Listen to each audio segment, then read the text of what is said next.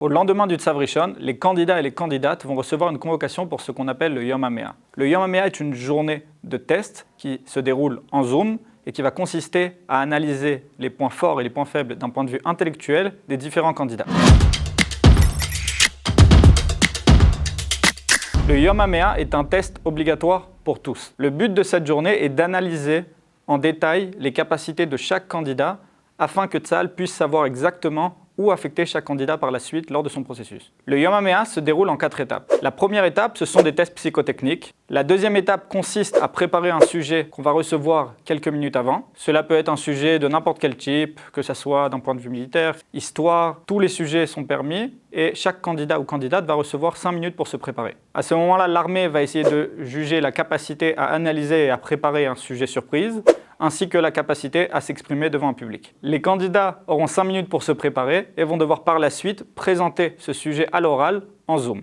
Chaque candidat va devoir assister à la présentation de l'autre, sachant qu'il y a en général entre 10 et 15 participants. Lors de la troisième étape, l'armée vous donne un cas pratique à résoudre. En général, ce sont des situations qui sont assez complexes. Par exemple, on doit se mettre dans la peau d'un serveur et traiter une situation avec des clients qui peuvent être compliqués. Lors de cette troisième étape, l'armée cherche à comprendre la personnalité, l'empathie de chaque candidat, ainsi que la capacité des différents candidats à analyser des situations et à réagir, surtout en période de stress. La quatrième étape est une activité de groupe, donc plusieurs candidats vont être ensemble et vont devoir mettre en place un projet selon des ordres très clairs qu'ils vont recevoir par les différents examinateurs. Par exemple, l'armée peut donner un projet à gérer, comme par exemple une fête à organiser pour Yom Ha'atzmaut. Et à ce moment-là, on veut analyser les capacités de travail de groupe entre les différents candidats, ainsi que voir qui est-ce qui arrive à se mettre en avant, qui est-ce qui se met moins en avant. Donc c'est très important d'être à l'écoute et en même temps de réussir à imposer ses propres idées. Le Yom HaMea est une journée très importante qui finalement va conditionner le reste du service militaire, surtout pour les personnes